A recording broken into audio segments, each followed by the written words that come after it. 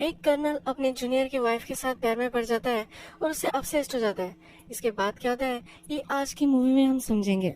आज की मूवी है ऑब्सेस्ड। ये एक कोरियन मूवी है। तो चलिए एक्सप्लेनेशन स्टार्ट करते हैं। इस मूवी का जो टाइम पीरियड है ये 1969 का है। मूवी स्टार्ट होती है और हमें दिखता है कि मिलिट्री का सेलिब्रेशन चल रहा था। यहाँ पर कर्नल किम भी होता है। ये एक वॉर हीरो होता है। इसने जंग में बहुत अच्छा वर्क किया होता है। आज इसका सेलिब्रेशन चल रहा होता है। इसका जो सीनियर होता है इसे बहुत सारी दारू पिला देता है। ये जो है ये हमारा मेन कैरेक्टर है। इसका नाम किम है। किम को इस सेलिब्रेशन में ज्यादा इंटरेस्ट नहीं होता। वहाँ से बाहर आ जाता है। बाहर आकर अकेला ही बैठा हुआ होता है। वहाँ कुछ उसके जूनियर्स आते हैं। ये आपस में बातें करने लग जाते हैं। ये कहते हैं कि किम का जो फादर इन लॉ है यही इसका सीनियर है। ये हमेशा उसकी तारीफ ही करता रहता है। दूसरा कहता है कि ऐसा नहीं है, वो सच में एक वॉर हीरो है। फिर दूसरा उसे कहता है कि मैंने किम के बारे में कुछ सुना है। किम के बारे में कुछ रूमर्स होती है। ये सब किम सुन रहा होता है। अब नेक्स्ट सीन में किम उसके ऑफिस में दिखाया गया है। वहाँ पर एक नया ऑफिसर वूजिन आया हुआ होता है। उसकी अभी अभी बदली हुई होती है। किम इसके जो डॉक्यूमेंट्स है ये सब रिव्यू कर रहा होता है। किम वूजिन को नहीं जानता।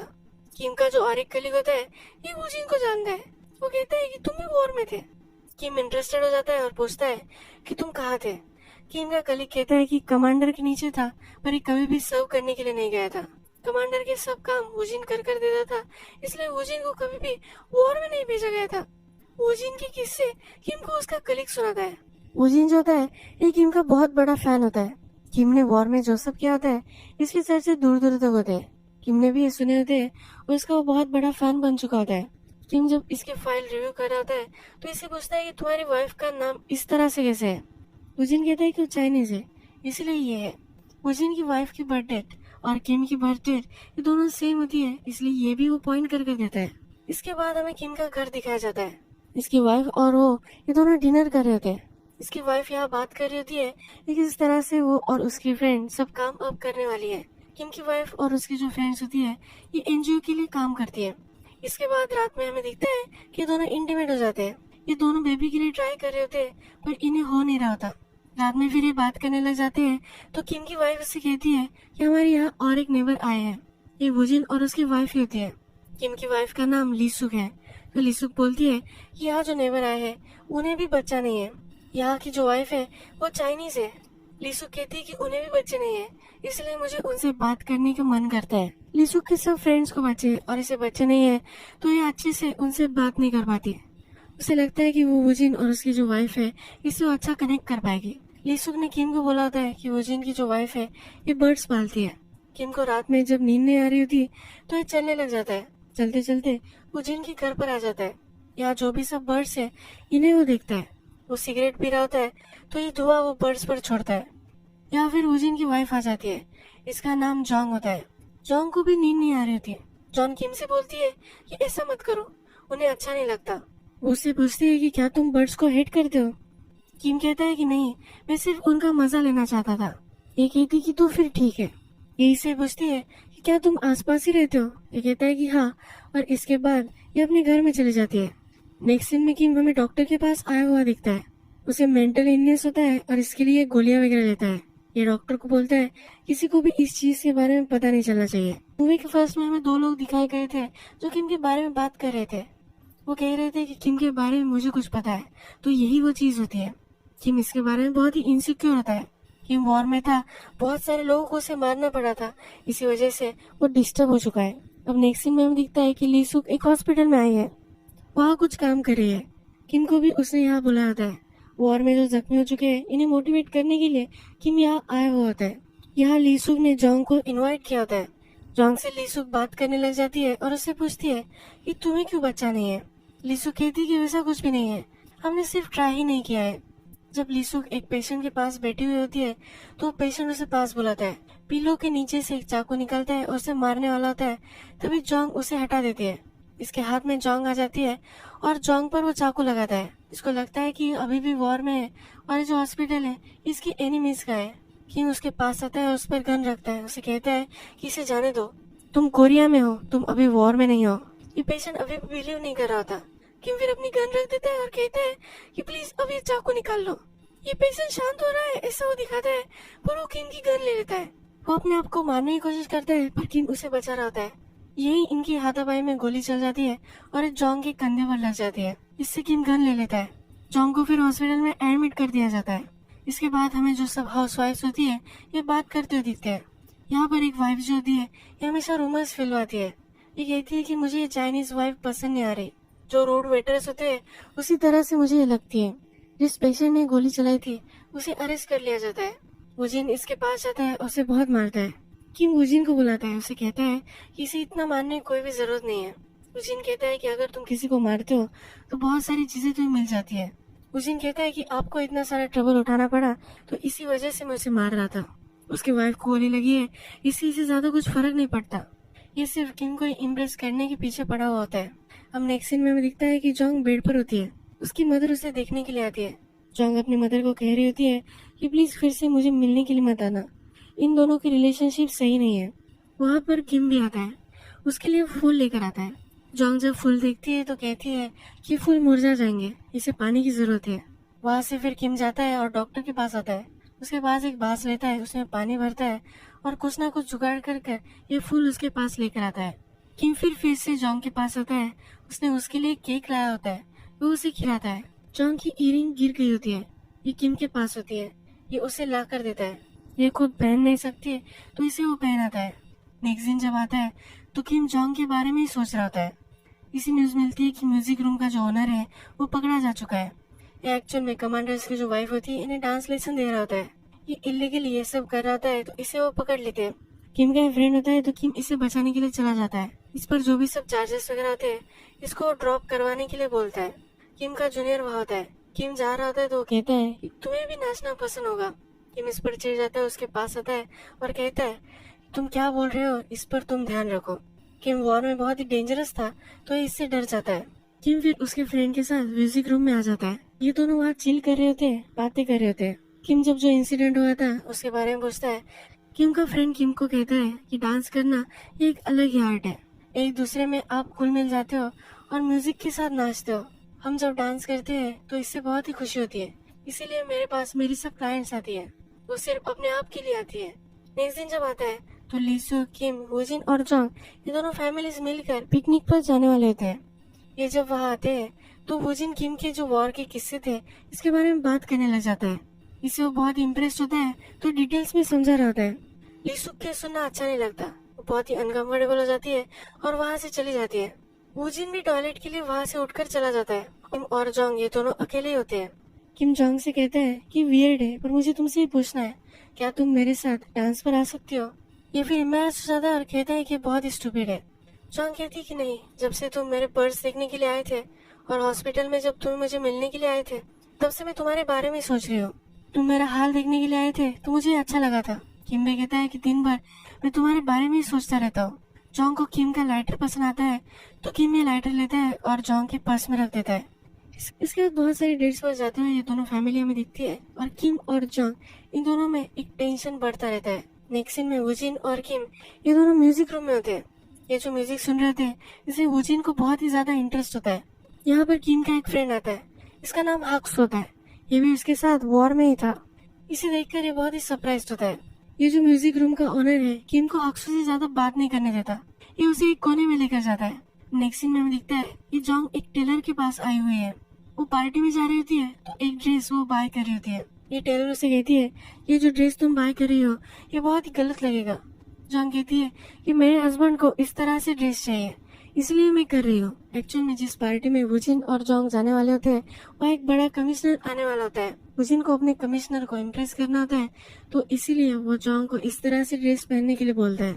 जब वे पार्टी में पहुंचते हैं तो वुजिन का जो गोल था ये सक्सेस भी हो जाता है। कमिश्नर जोंग को ही देखता रहता है। कमिश्नर कहता है कि जब मैं इतनी ब्यूटीफुल लेडी देखता हूँ तो मेरा फिर से दिल धड़कने लग जाता है। यहाँ पर किम भी होता है और एक कन्वर्सेशन वो सुन रहा होता है। कमिश्नर फिर जोंग के साथ डांस करना चाहता है। वो किम को गाना लगाने के लिए बोलता है। किम को बहुत ही जेलस महसूस होता है। वो वहाँ पर तमाशा खड़ा करना चाहता है। वो प्रिटेंड करता है कि वो बहुत ही ड्रंक है पर कमिश्नर मानता नहीं। ये वो किम की चाल सक्सेस नहीं होने देता। जब कमिश्नर और जोंग इन दोनों का डांस खत्म हो जाता है तो जोंग किम के पीछे पीछे बाथरूम में आ जाती है। जोंग कहती है कि मैं तुम्हें ढूंढ रही थी। जोंग उससे कहती है कि अभी अभी जो तुमने किया है क्या तुमने पर्पस से किया है। जोंग उसके पास आती है और दोनों एक दूसरे को किस कर लेते हैं और फिर से हाउस वाइफ सिखाई गई है। ये जॉन्ग के बारे में गॉसिप कर रही होती है। जॉन्ग की ड्रेस के बारे में बातचीत करती है, वो कितनी घटिया है ये वो बातें करती है। इसके बाद जो रूमर्स फैलाती है वो जॉन्ग के बारे में सबको कहती है। वो कहती है कि जॉन्ग के मदर और फादर जो थे ये वॉर में थे। वॉर के बाद ये रेफ्यूजी बन गए और ये कोरिया में आ गए। ये माउंटेन्स में रहते थे। यही इसके जो फादर थे ये बहुत बीमार पड़ गए और मर गए। इसकी मदर इसे छोड़कर चली गई थी। ये तब छोटी ही थी। इसकी मदर इन लॉ जो है इसने इसे काम पर रखा था। इसकी हाउसमेट थी। इसकी मदर इन लॉ ने फिर उसके बेटे की और जॉन्ग की इन दोनों की शादी करवा दी। इसकी मदर इन लॉ इसे बहुत ही पसंद करती है, ये सब इन्हें कह रही होती है। अब नेक्स्ट सीन में म्यूजिक रूम में हमें किम दिखता है। ये डांस कैसे करना है ये सीख रहा होता है। म्यूजिक रूम का ओनर इसे ठीक से सिखा नहीं पा रहा होता तो वह हक्सू भी होता है। हक्सू फिर इसे डांस कैसे करना है ये सिखा देता है। इसे पूछता है कि क्या तुम पैर में हो। किम कहता है कि क्या ये इतना ऑब्वियस है। हक्सू कहता है कि तुम्हारी लाइफ में मुझे एक्साइटमेंट दिख रही है। अब नेक्स्ट सीन में हमें दिखता है किम और जॉन्ग अपने फैमिलीज के साथ फिर से डिनर कर रहे होते हैं। जब किम की वाइफ और जॉन्ग का हस्बैंड ये दोनों वहाँ से चले जाते हैं तब किम पेपर लिखता है कि उसे बाहर जॉन्ग से मिलना है। ये पेपर वो पढ़ती है और वो रख लेती है। ये भी एक पेपर पर उसे एक लोकेशन बता देती है। ये दोनों एक दूसरे से मिलते हैं और एक जगह पर आ जाते हैं। जॉन्ग किम की तारीफ करती है। उसके बाद ये दोनों इंटीमेट हो जाते हैं। अब दिन रात किम उसके बारे में सोचता रहता है। किम को जॉन्ग के साथ अकेला होना होता है तो वो जिन को कहीं दूसरे शहर में कुछ दिनों के लिए भेज देता है। असाइनमेंट पर वो जाने वाला है ये जॉन्ग को कहकर वो चला जाता है। जब रात होती है तो किम जॉन्ग के पास आता है। किम जब दरवाजा खटखटाता है तो जॉन्ग कहती है कि मुझे नहीं लगता कि मुझे दरवाजा ओपन करना चाहिए। वो दरवाजा खोलकर पूछती है कि तुमने डिलिबरेटली किया है, मेरे हस्बैंड को तुमने दूर भेज दिया है। वो कहती है कि हम जो ये सब कर रहे हैं ये मुझे गलत लग रहा है। किम फिर वहाँ से चला जाता है। किम म्यूजिक रूम में आता है और अपने फ्रेंड के साथ बहुत पी रहा होता है। उसका फ्रेंड उसे पूछता है कि क्या हुआ है। वो उसके साथ जो हो रहा है वह सब बता देता है। उसका फ्रेंड उसे कहता है कि ये जो सब तुम कर रहे हो ये बहुत ही गलत है। किम इसकी मानना नहीं चाहता। किम ने अपनी वाइफ को भी दूर भेज दिया होता है। किम का बर्थडे होने वाला होता है तो कुछ नेबर्स आती है और उसे सूप देकर जाती है। यही सूप लेकर फिर वो जॉन्ग के पास आ जाता है। उसे कहता है कि मुझे पता है कल तुम्हारा बर्थडे है, हम ये दोनों मिलकर खा सकते हैं। ये उसे कहता है कि मैं सो भी नहीं पा रहा, सांस भी नहीं ले पा रहा, मुझे क्या हो रहा है ये समझ में नहीं आ रहा। ये दोनों फिर सूप पीते हैं। जॉन्ग कहती है कि तुमने मुझे जो सब कहा ये मैं भी महसूस कर रही हूँ। इसके बाद वो उसे बेडरूम में लेकर आती है और ये दोनों इंटीमेट हो जाते हैं। किम जॉन्ग को म्यूजिक रूम में लेकर आता है और ये दोनों डांस करते हैं। ये बीच पर जाते हैं और दोनों बहुत ही खुश होते हैं। किम जॉन्ग से पूछता है कि तुम्हारी अपने हस्बैंड के साथ रिलेशनशिप कैसी है। जॉन्ग कहती है कि बहुत ही छोटी थी तब से मैं इसके घर पर काम करती थी। जब मैं 13 साल की थी तो मुझे ये एक रूम में लेकर गया था। इसने मुझ पर रेप किया था। जॉन्ग और उसके हस्बैंड की जो रिलेशनशिप है ये कुछ भी सही नहीं है। वो कुछ भी महसूस नहीं कर पाती। जब वो किम के साथ होती है तो वो प्यार में होती है। वो कहती है कि तुम ही हो जिससे मैंने प्यार किया है। किम को कॉल आता है। उसे पता चलता है कि जॉन्ग की जो मदर इन लॉ है ये हॉस्पिटल में है। जॉन्ग फिर उसे हॉस्पिटल में लेकर जाता है। एक्चुअल में जॉन्ग की मदर इन लॉ बीमार नहीं होती है तो उसकी मदर होती है। ये कुछ ज्यादा सीरियस बीमारी नहीं होती है। जॉन्ग फिर अपनी मदर को देखकर वहाँ से जा रही होती है तो उसकी मदर इन लॉ उसे रोक लेती है। जॉन्ग की मदर इन लॉ उसे कहती है कि मुझे पता है कि मेरा जो सन है ये सही आदमी नहीं है। तुम भी मेरी बेटी जैसी हो, तुम पैर में हो, ये मुझे पता है। तुम ये जो सब कर रही हो इसे मैं तुम्हें रोकने वाली नहीं। जॉन्ग की मदर इन लॉ ने उसे बचपन से पाला है। इसकी डॉटर की तरह ही होती है, ये खुश रहे ऐसा ही वो चाहती है, इसलिए इसको सपोर्ट वो करती है। किम जॉन्ग को घर पर छोड़ने के लिए आता है। जॉन्ग उसे कहती है कि मदर इन लॉ को सब पता चल चुका है। जब मैं मेरी मदर इन लॉ से मिली तो मुझे रियलाइज हुआ कि मैं जो सब कर रही हूँ ये गलत कर रही हूँ। मैं अब तुमसे फिर से नहीं मिल सकते। मैं तुमसे बहुत ही प्यार करती हूँ पर एक गलत है। मैं तुम्हें भूलने की अब कोशिश करूंगी। तुम्हें भी यही ट्राई करना है। कि मैं इमेजिन नहीं कर पाता कि वो जॉन्ग के बिना रह सकता है। वो बहुत ही डिस्टर्ब हो जाता है। उसे आइडिया आता है कि अगर उसने जॉन्ग के पति को फ्रेम कर दिया और वो जेल में चला गया तो जॉन्ग के साथ हमेशा रह सकता है। किम का फ्रेंड हाक्सो जो होता है ये इलीगल काम करता है। इम्पोर्ट एक्सपोर्ट इलीगल तरीके से कर रहा होता है तो इसकी मदद लेकर वो वुजिन को फ्रेम कर देता है। वुजिन की मदर फिर कस्टडी में उसे मिलने के लिए आती है तो वुजिन कहता है कि मैंने ये सब नहीं किया। इसकी मदर इसे बिलीव करती है। जब वो जॉन्ग के पास होती है तो जॉन्ग को कहती है कि मुझे पता है कि मेरे सन ने ये नहीं किया। वो झूठ बोलता है ये भी मुझे पता है पर इस बार वो झूठ नहीं बोल रहा। तुमने ये सब करवाया है ये मुझे पता है, तुम ये सब सही करोगी। जॉन्ग फिर किम के पास आती है, उसे अपने हस्बैंड की मदद करने के लिए कहती है। नेक्स्ट सीन में हाउसवाइफ जो थी ये बात कर रही होती है जो अफवाह फैलवाती है। इससे हमें पता चलता है कि किम का जो जॉब है वो अब स्टेडी नहीं रहा। उसका जॉब जा सकता है, उसे अंडर रिव्यू डाला गया है। दूसरी हाउसवाइफ जो पूछती है कि ऐसा क्यों हुआ है, वो तो बहुत ही अच्छा ऑफिसर है, तो ये कहती है कि वो मेडिकेशन पर था। किम ने उजिन को बचा लिया है। उजिन कहता है कि किम कोई भी काम का नहीं है, उसने मुझे ज्यादा हेल्प नहीं की थी। जोंग उसे कहती है कि तुम्हें उसके बारे में ऐसी बात नहीं करनी चाहिए। किम जब घर पर आता है तो उसकी वाइफ उसे कॉन्ग्रेचुलेशंस करती है क्योंकि आज उसका प्रमोशन हो चुका है। किम का जॉब अंडर रिव्यू था तो उसके प्रमोशन के लिए था। अब वो अलग जगह जाने वाला है। वहाँ इनके सब फ्रेंड्स आए हुए होते हैं और ये सेलिब्रेशन कर रहे होते हैं। यहाँ पर जोंग भी आई होती है। जोंग बाहर बारबेक्यू कर रही होती है तो उसके पास किम आ जाता है। किम उसे कहता है कि जहाँ मेरा ट्रांसफर हो रहा है वहाँ मैं उजिन को भी लेकर जाऊंगा, यानी कि हम दोनों एक साथ रह सकते हैं। जोंग कहती है कि उसके साथ नहीं जाने वाली।